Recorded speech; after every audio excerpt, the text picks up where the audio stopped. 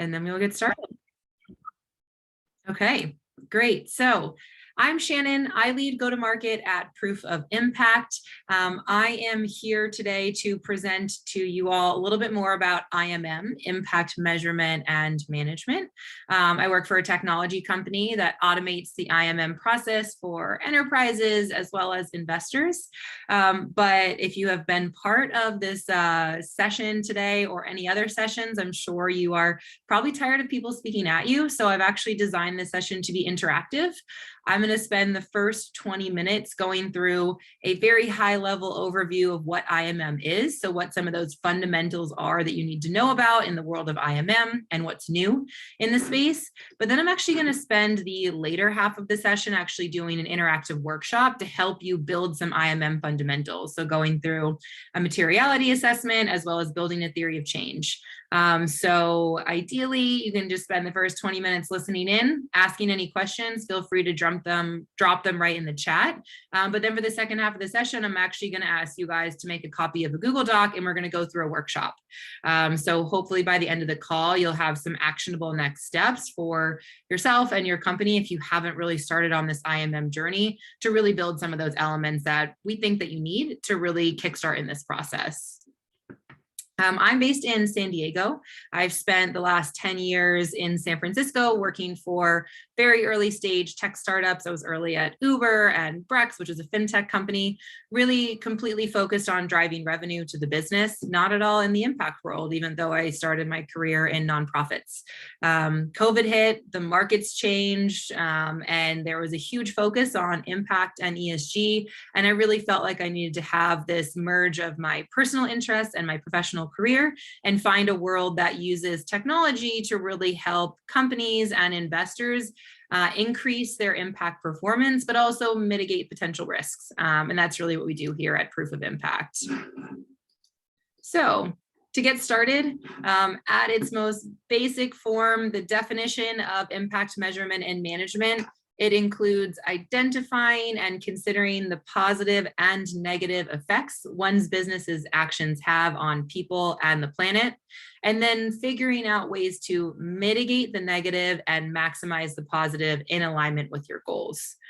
IMM is becoming a very important area of focus for investors and entrepreneurs. I think if you look back in 2004, that's when sustainable investing or ESG investing, the term was first coined, but now it's becoming very common for traditional enterprises, traditional funds to start to really pay attention to ESG and impact. When you think about measurement, I think there's really three key areas of why it's so important to measure. We know it's important to prove the impact of an enterprise, to improve decision-making processes and performance, but also to learn and educate based on data-driven impact performance. But since this IMM landscape is incredibly new, I spend a lot of my time even defining IMM, defining ESG and impact and the differences between the two. We found that it's very difficult to know what to measure, how to do the measurement, how to analyze the data, both from ex ante and ex post, and then of course, really figure out who should be paying for IMM.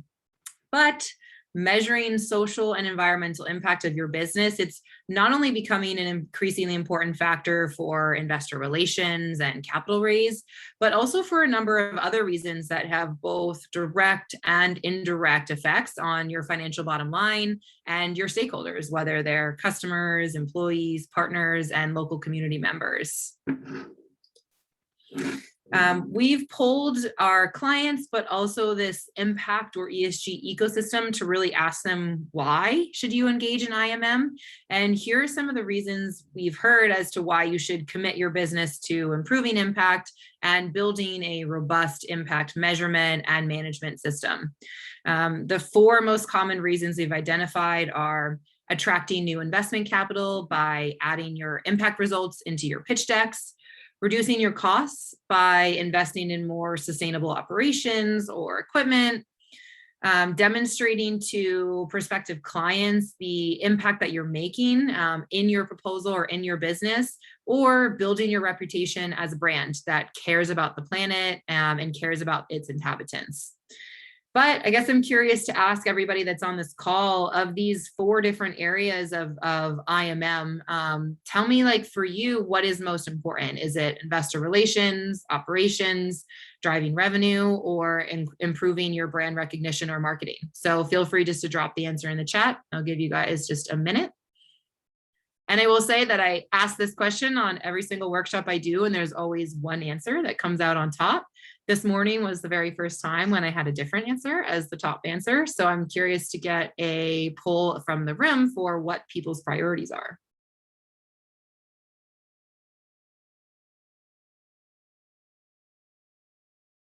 Yep, a B Corp, so it's in your values for all 4. All of the above, 4 and 2, okay. 2. Very interesting.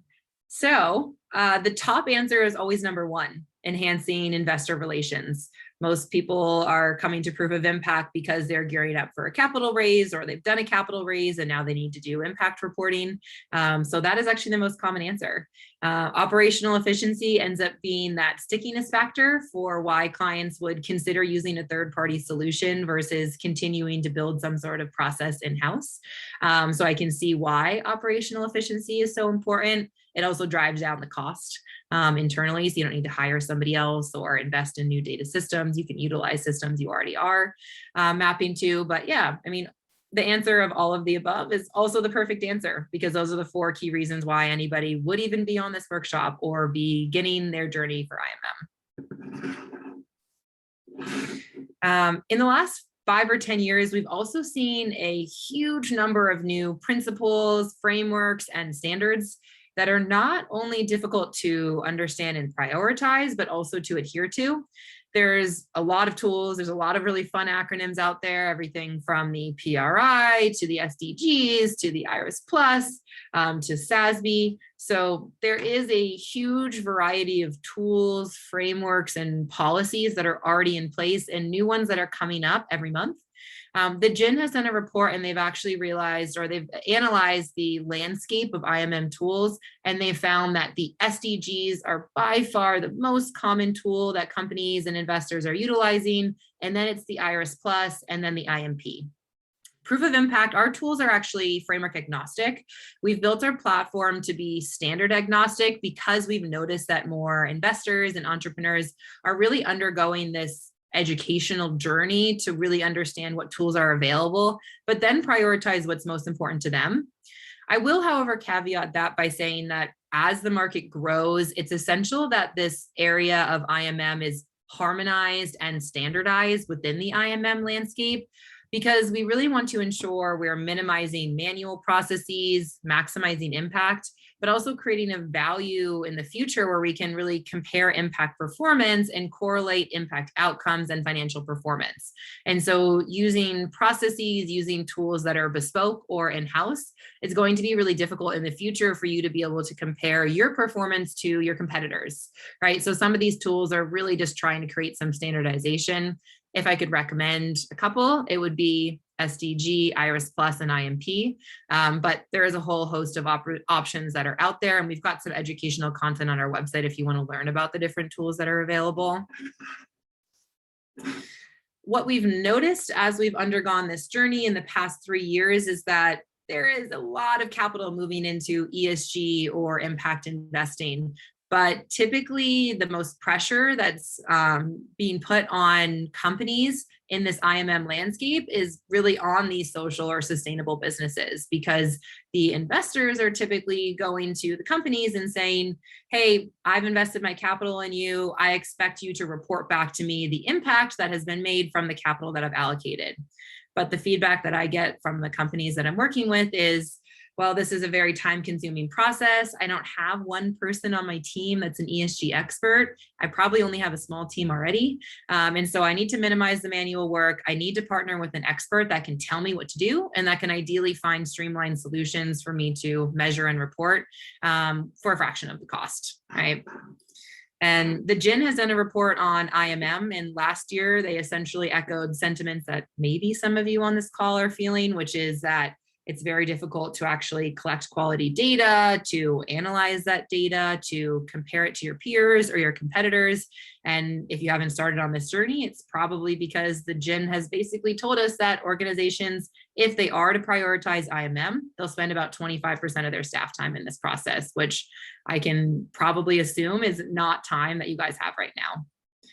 That's really where proof of impact comes in. So I'm not actually going to pitch you proof of impact at all. I'm going to move into the workshop as quickly as possible. But essentially what we've built in the past 3 years is a technology solution that really enables this end-to-end IMM process. So starting with, what is my impact strategy? What do I want to measure? And how do I even figure out what to measure? That's what we're going through on this workshop today. Then actually collecting the supporting data, verifying the data to really mitigate any claims of impact washing, analyzing that data, so really being able to pull insights of where is there risk I need to be aware of, where is there potential for my products or services to maximize impact, and that I can dedicate more resources and capacity towards those initiatives. And then of course, visualizing that back onto an online digital dashboard, so you can really showcase your performance without needing to create PDF reports that you're sending to investors or clients or employees on a regular basis.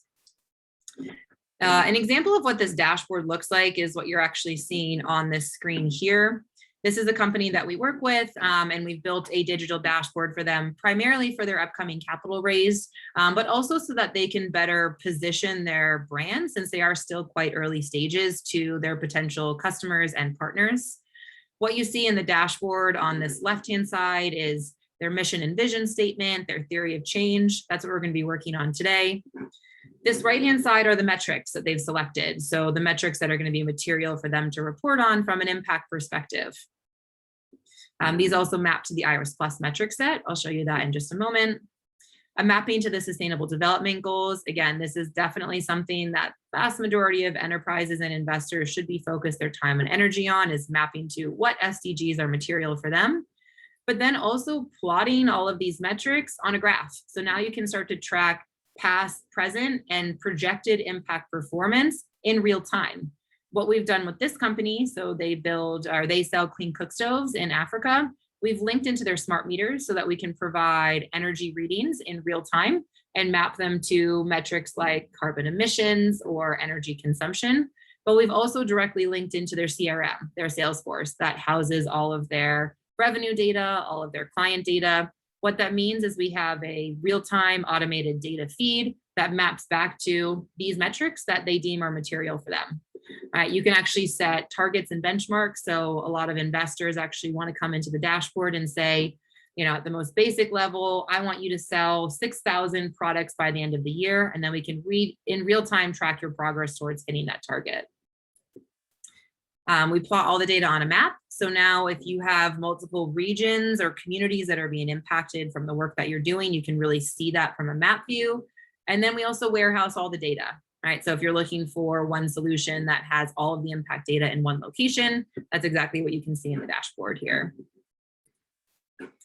But that is enough about proof of impact, because I want to get into the workshop. This is just a view of what the dashboard looks like. So you can see that we're able to collect all of the data in an assessment, analyze all the data in a dashboard, and then we also build fund level dashboards as well. So even if we've got some investors on the call here, what we typically do is we actually build portfolio company level dashboards, but also aggregate that up into a fund level dash. But let's move into an actual workshop. So what we want to do for the next 20 minutes is actually go through a workshop to give you 2 different foundational elements that you'll need to build your impact measurement and management practices. The first thing that we're going to do is really start a materiality assessment. This is a best practice to do stakeholder-driven, bottoms-up materiality assessments to understand what matters most to your stakeholders, whether they're investors, customers, employees, or leadership team. Right? Proof of impact does this with clients through sending out surveys to your stakeholders. But for the importance for your business, what we typically do is we actually facilitate a group discussion. So business leadership teams can actually come in and rank the different issues that are important to them.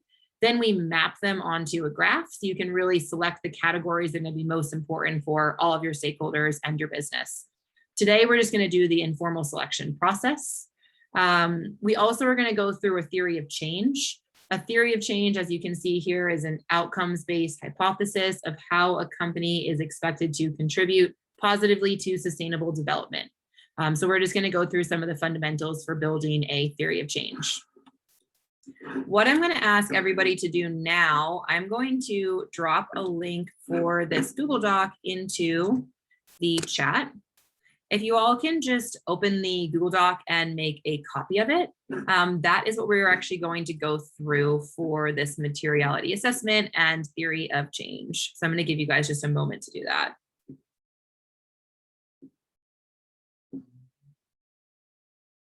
As I'm sure you're already aware, but in case you need help, file, make a copy, and then just make your own copy. Okay, so the first thing that we're going to do is go through this materiality assessment. What I want everybody to do is just take a few minutes to highlight the top 5 impact issues in this table that are going to be material for your business. If you have any questions about how to go through the selection process, feel free to unmute yourself or just drop a comment in the chat. But I'm going to give you a minute or two and just really simply look through all of them and then highlight the ones that are going to be most important to you.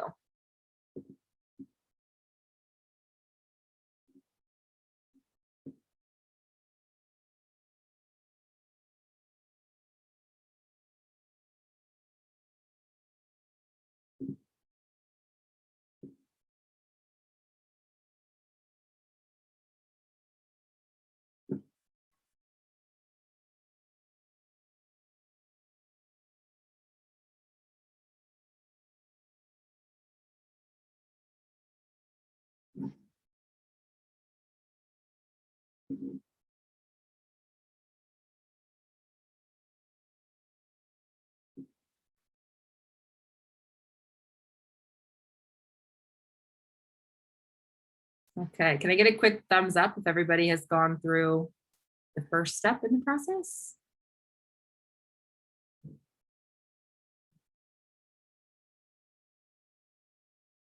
Yes, from Cyrus. Hey, Shannon, this is Vijay. Quick question. Yeah. In my case, the materiality assessment for me, the social impact is around education. I don't see that there, so I guess that's okay. I mean, I guess that I don't. So is there a reason why we only see environmental and a few others? Yeah.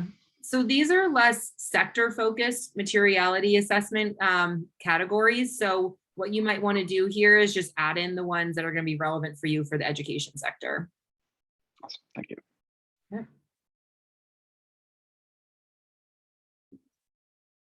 Yeah. Okay. So once we have the materiality assessment, at least those 5 kind of core impact issues identified, then it's more important to really start developing a theory of change. This is really the fundamental first step to help you visually build a logical connection between your activities and the impact that you want to make in the world. And you can use this really to build credibility with investors, partners, customers, other stakeholders. This exercise in the Google Doc is just an abridged theory of change just to help you get started. But we also work with our clients to build more of a full theory of change that really visualizes the entire landscape of impact, outcomes, outputs, and activities. And once you have this theory of change built, that's where you can move into the process of actually selecting specific metrics that you can use to measure the outputs and the outcomes. We probably won't get into that step today, but if you go on to page 3 of this document, I actually have outlined the steps for you to actually select the metrics. So we're just really going to focus on building that theory of change today. And then after that, if you do have some time to build those metrics, that's where I've outlined the next steps on the following pages.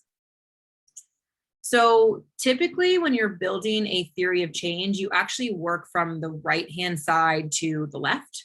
And so for each impact issue that you've identified in the materiality assessment, you actually want to go ahead and put them in the first column on this left-hand side on page 2, right here. I've put 2 examples here just so you can see kind of an example of what you would want to copy and paste from the assessment into the impact issue column. Once you have identified those 2 key areas to focus on, That's where really you want to start building out the activities, the outputs, the outcomes, and the impact. Let me walk you through an example of one of the ones that I already have on the screen here. So one of the clients that we are working on, one of the areas that they wanted to improve on in terms of impact is improving customer quality of life. This is a client that we're working with that focuses on rebanking in Latin America. So essentially what they do is they buy loans that customers could not pay back to the bank, and they actually pay them back on behalf of their clients. But then they offer financial education and literacy training so that they can really help improve the credit scores and the performance of their customers and really help them maintain better relationships with their banks. So if you're looking from the right to the left-hand side, on the right-hand side, their focus for impact is wealth generation among low-income customers. This is really their end goal. That's what they're striving for. Then on the outcome side, if you're looking for what outcomes lead to wealth generation for low-income customers, maybe they want to focus on increased customer access to new loans.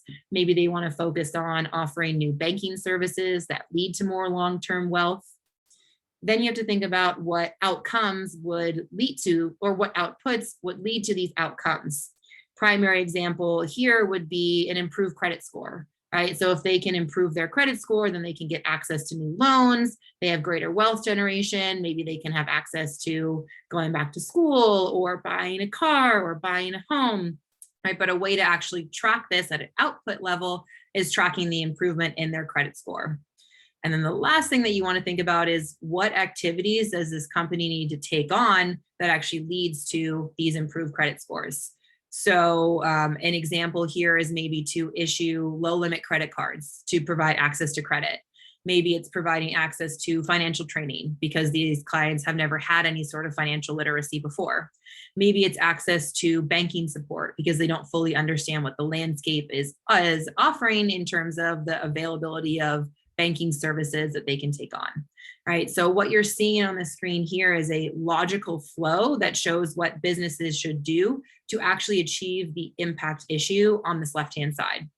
And what typically investors and entrepreneurs do is they actually create this theory of change, and then they showcase that in their capital raise, they showcase that on their website, they showcase that on their client pitch materials, right? And what you want to do after you have this theory of change, of course, is find the supporting data, if it does or doesn't already exist in your systems, and actually map that data to the outputs and the outcomes in the theory of change. I'm actually going to give you about 7 or 8 minutes now for you to fill out this document. Ideally, you can take maybe 2 of the impact issues from the materiality assessment, drop it into that first column, and then start filling out the activities, outputs, outcomes, and impact. So I'm going to give you guys 7 or 8 minutes to go about doing that. And if you have any questions, again, just come off mute or drop it in the chat and I'm happy to help.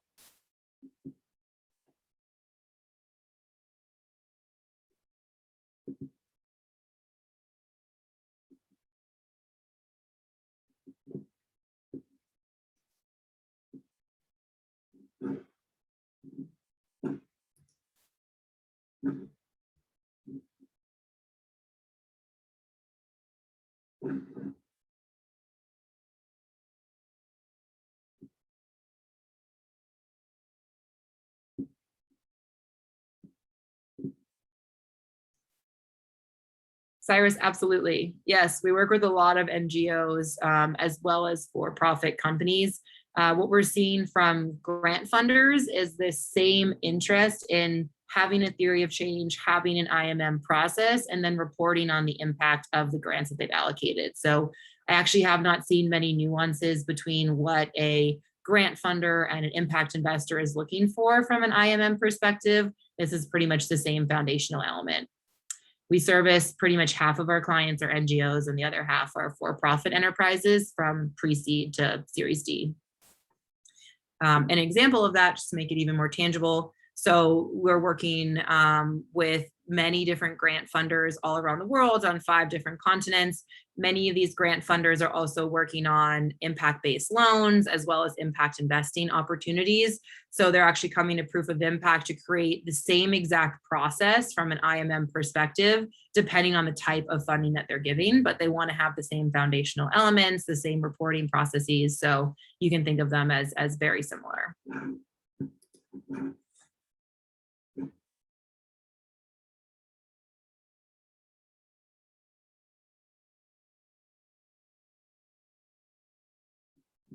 Great. Diversifying your funding pool. Always recommend doing that.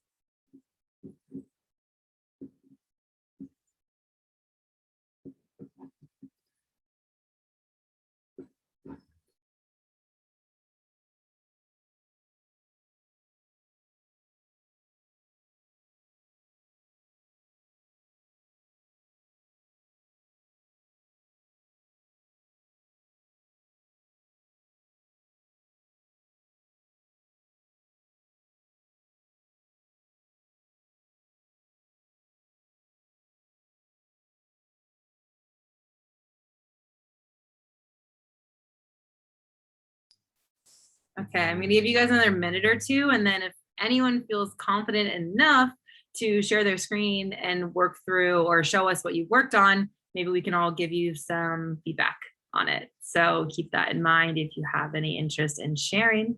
It might be a fun opportunity to get some feedback from everybody on the call.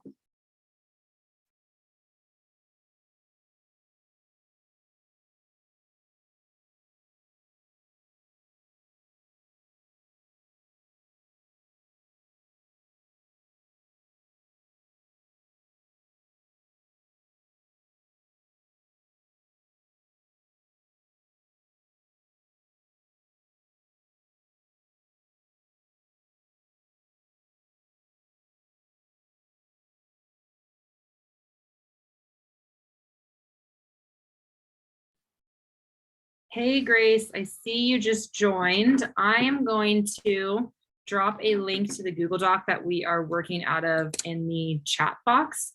We are actually going through a workshop right now to build a theory of change.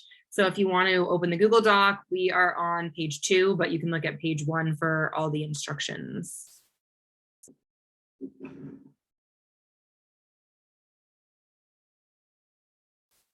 All right, and does anyone feel confident enough to come off mute and share what they've worked on, or even potentially share their screen?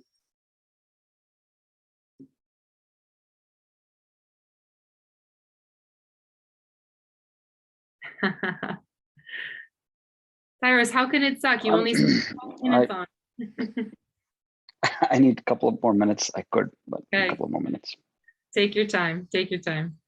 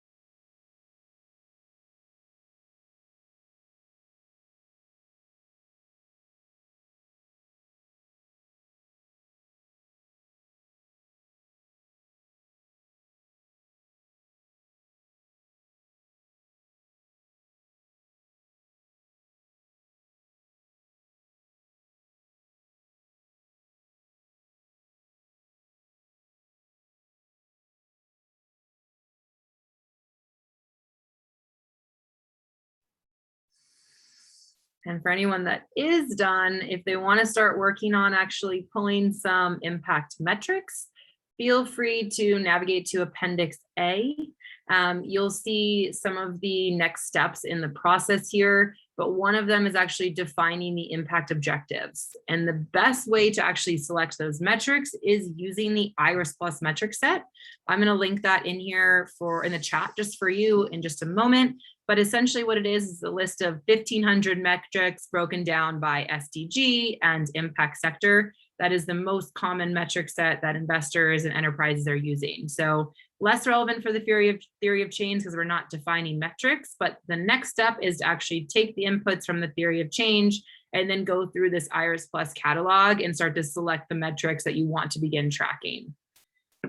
So I'm going to drop that into the chat in case anybody is ready to take a look at them. And then Vijay, whenever you are ready to present, feel free to do so, but no rush. And I'm putting you on the spot.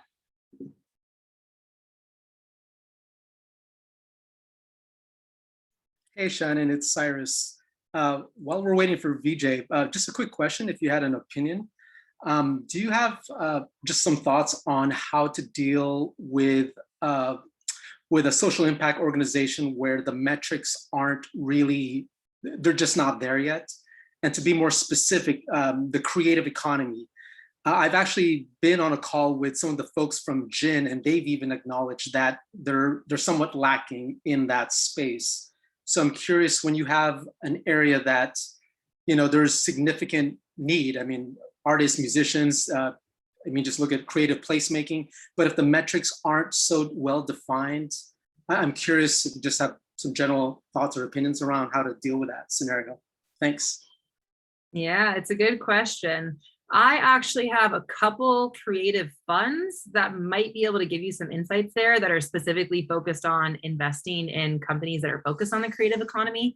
So maybe take my contact information down and shoot me a note, because they might be able to give you some advice. But what we typically say if it's hard to find metrics and there's not a lot that are already available is it goes back to that materiality assessment, actually pulling your stakeholders, right? So one thing that you could do is sending out a survey to your beneficiaries or your customers and asking them, hey, what has been the impact of interacting with whatever that product or service is that you offer with your NGO, and asking them to articulate that back, because that might give you a little bit more idea for what the impact has been made directly at that beneficiary level. And if you can find some synergies between their responses, that might actually help you back into some metrics. So that would be my recommendation. There's free tools you can use like Kobo Collect to actually send out surveys. We also offer a tool to actually send out SMS or WhatsApp polls on our platform. So if you have the contact information for customers or employees or anybody that might be able to give you some of this feedback, then we can actually help you send out that, that text message or the call. And then the last thing I would use is 60 decibels. So if you do have a larger budget and an interest in actually doing a full materiality assessment and actually calling any of your beneficiaries, then 60 decibels is a great resource to be able to actually send out the survey, collect the supporting answers, and then help you really hone in on some metrics that might be material. Hey, thanks a lot, Shannon. Appreciate it. All right, I'm ready to. Okay. Ready to be embarrassed. Yeah. Do you want to share your screen? Yes, I'll do that. Okay. All right. I don't know. Can you see? We can. Yeah, awesome. All right. So I just added education as the issue. I'm working at the intersection of education and in Latin America and social sector. That's the area I'm working. So I picked the issue as lack of education access and poor quality of education in Latin America. That's the issue. So just some data around that is the impact issue. 3 out of 5 kids who miss school in the last 18 months are from Latin America. So 30 million children don't have access to good quality education. And if you compare the graduation rates to South Korea, it's 50% versus 99% of in South Korea, right? So all of these are serious impact issue problems. So the way should I go directly to the activities or outputs? I'll go with the activities. Let's do right to left. So start with impact and then work your way to activities. Awesome. So the impact that we're really going, the desired state is the funding gap to education decreases. Right now, there is a huge, less than 1% of the impact capital goes to Latin America compared to 43% to Africa. So we really want the funding gap to decrease, either from international aid or impact bonds or philanthropic investing or CSR, whatever that is. All of those can contribute. And then there should be more collaboration between the education stakeholders, public, private, and then overall reducing the inequity in education. So public schools reach the same quality as private schools, either in private schools in that area or public schools in other more developed countries, right? That's the impact we need. And outcomes we are looking for is, we are starting to work. This is because I'm saying the outcomes are focused just on nonprofits, because we are starting to only work with nonprofits at this stage, or in the social sector, social ventures. So these nonprofits can access larger grants with larger foundations globally, and they can partner with corporations and government more effectively. As of today, those two things are not happening. So that's the outcome we are going for. And the outputs is, to get there, we feel the nonprofits need to start using data for both fundraising and overall improving their digital strategy to become more sustainable. And to get that output, the inputs or the activities that we are giving is a 10-week training program focused on digital transformation for the local education nonprofits working on the K-12 solutions. So to help them access more funding and bigger network for the partnerships. I'll stop there. Amazing. That was an impressive list that you've come up with in just about 10 minutes. So I love it. I think some of the things that might be really interesting to start adding here as well. So if you think about outputs focused metrics, it could be percentage increase of capital flowing into Latin America, percentage increase of learners that are now in school every day, right? Or maybe percentage improvement rates in testing. So if the kids are now in school more and they have better training programs, can we actually track the improvements in the quality of education, right? So those might be some really interesting examples to track on the outputs and the outcomes level. I could see you segmenting those from nonprofits to schools to learners, right? So I think that there's going to be outputs and outcomes on all three of those levels that might be really interesting for you to track. That can go from the high level of moving investor capital over into Latin America, specifically in the education focused sector, but then also really ensuring that you're able to articulate the improvement in learner outcomes and the improvement in the quality of the educational programs in these schools. Thank you. But overall, I mean, I think that is really impressive.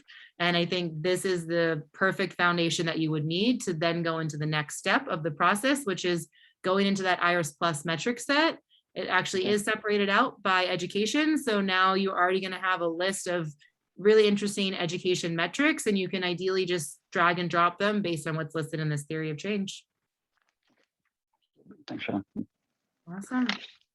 Anyone else, Ashley or Cyrus? Any interest in sharing? No pressure.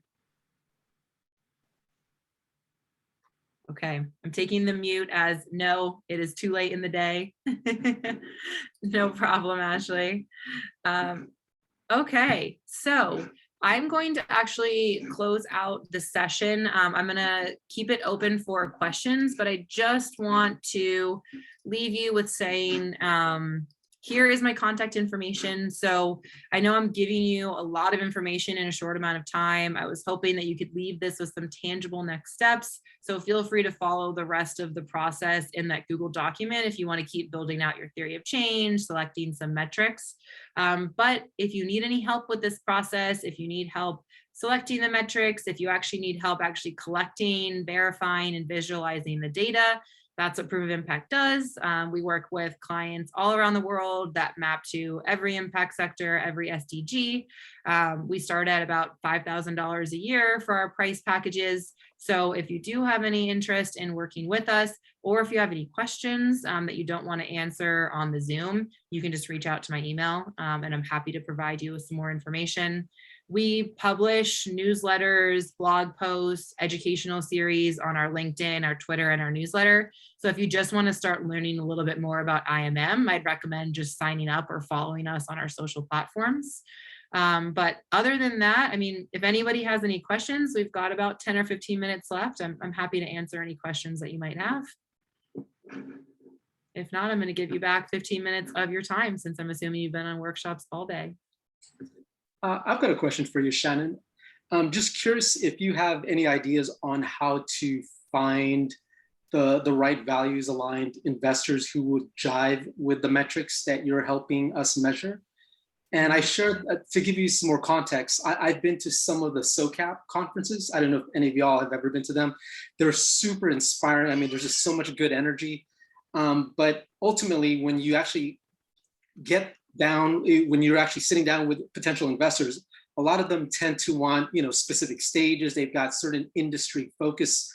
And, I'm kind of stating the obvious here, but because the social impact world is like less than 1% of the total capital available, at least from my perspective, sometimes I've been torn between just kind of, just why not go the traditional route and just try to make a lot of money while just, trying to be a good, responsible company, as opposed to really spending a lot of time and energy trying to measure all these metrics, to try to fit within a box that makes sense to an investor.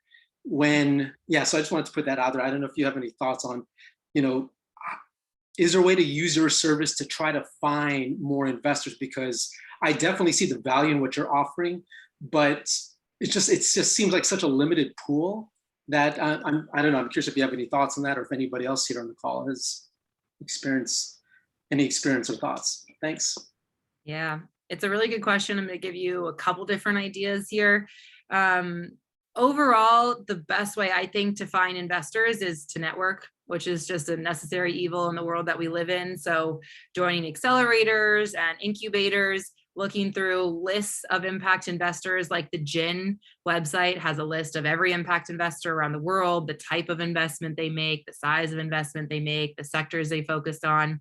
You can also use Impact Alpha. There's a lot of kind of online tools you can use to really see what the landscape looks like for impact investors.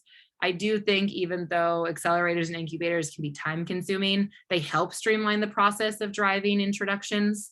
But if you're going through that process of building your network and you're still not seeing the type of investor that you want to attract, that is something that we do help with. So most of the clients that we work with, because we work with both investors and entrepreneurs, we actually are typically the middleman between the two. So since we know what investors are looking for, if we can build these dashboards, we can already really map our network of investors to exactly what type of impact you're making with your business. So we can help drive some of those introductions. So that would be kind of my recommendation there. I think on the larger scale thought process of, do I even want to start an impact focused business if the investors I'm trying to attract don't really care about my impact? I would say, from everything that I've learned in this space, even if you feel like the subset of investors that are focused on impact are small today, they are growing exponentially. So I would say the vast majority of our clients in the past 6 months that have come on board into a proof of impact platform are traditional PE VC funds or traditional investors that now need to start focusing on ESG or impact.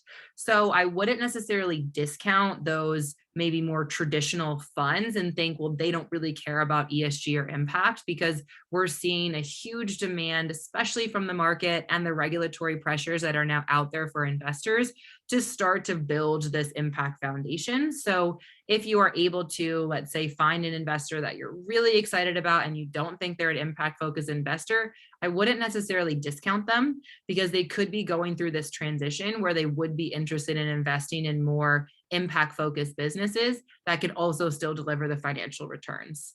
So that might broaden your market. But yeah, I would say use your network, use those accelerators and incubators, use what's available online. And then if you do have any interest in working with Proof of Impact, we do drive those direct introductions for you. Thanks, Shannon.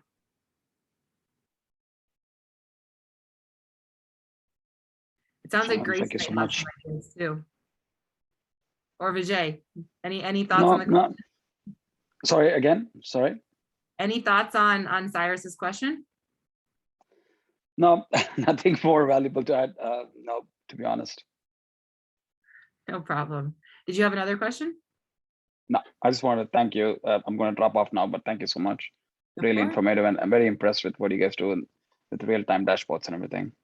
Of course, yeah. Thank you so much for joining. Bye, everyone. And the question, can PitchBook be hacked to find impact-aligned investors?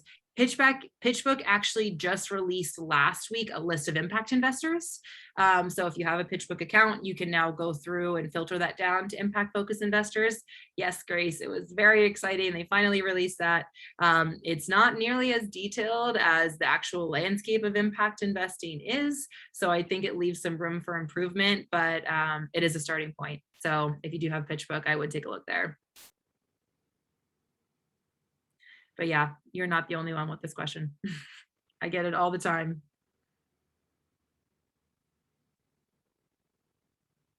All right, well, I will close the session. You've got my contact information. Reach out if you have any questions, if there's anything else I can help you with. Work your way through that Google Doc if you have the time, and then feel free to share it back and ask me for feedback. I'm always willing to help. And then again, if you are interested in proof of impact, you've got my contact info. Let's schedule some time and we can chat more. But thank you so much for joining this Tuesday afternoon session. I hope you found it insightful, and I look forward to continuing the conversation. Bye, Shannon. Bye, everybody. Thank you.